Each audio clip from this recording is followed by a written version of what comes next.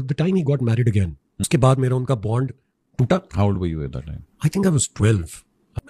I was the eldest, मेरे नीचे 2 बहनें और फिर भाई था। वो जो टाइम था, उस टाइम में मुझे बहुत जल्दी रियलाइज हुआ था कि I have to be a parent to my siblings now, since my father can not invest a lot of time in us anymore. My mother was going through depression and trauma.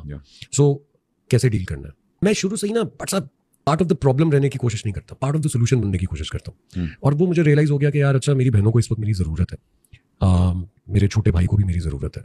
So I have to play either a father or a mother in front of them. आप रातों रात ही ज़हन change हो गए, बड़े हो गए, और अब्बा के साथ एक रिफ्ट भी पैदा हो गई, बहुत शदीद वाली रिफ्ट पैदा हो गई। ऑब्वियसली हमें उस वक्त That's normal. चीज़ों That's का normal. अंदाजा हाँ, भी नहीं था। बिल्कुल। But then when I looked at his life, जो 2 शादियों के बाद थी, आई रियलाइज्ड कि he is the biggest victim in this. जिस भी वजह से उनकी शादी हो गई, वो अब हो गई भी है, इट्स डन, बट वो खुद सुकून में नहीं आ पा रहे। तो एज अ सन मुझे लगा कि it's my responsibility to listen to him. At least सुन तो सकता हूँ मैं उनको, हाँ।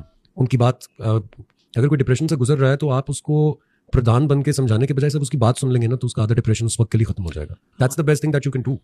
सो I did that with my father. I started talking to him. I started asking questions to him. He started sharing his problems with me, जो emotional problems उनको हो रही थी, या जिस mental instability से उस वक्त वो गुजर रहे थे। And that bond is still today, वो आज भी है। मुझे लगता है कि जो हमारे जनरेशन के बाप थे ना, वो थे बहुत अल्फा, एक्चुअली अल्फा बाप थे। अपनी औलाद को एक्नॉलेज बड़ी मुश्किल से करते थे, बेटों को खास तौर पे। वो चाहते था कि बेटा भी वैसा ही बने, हर बाप। तो इसलिए उसको एक्नॉलेज नहीं करता था, उसके साथ एक्सप्रेसिव नहीं होता था, एक फिजिकल लव नहीं था दोनों के बीच में। हम ईद के ईद गले मिलते थे अपने अब्बा से,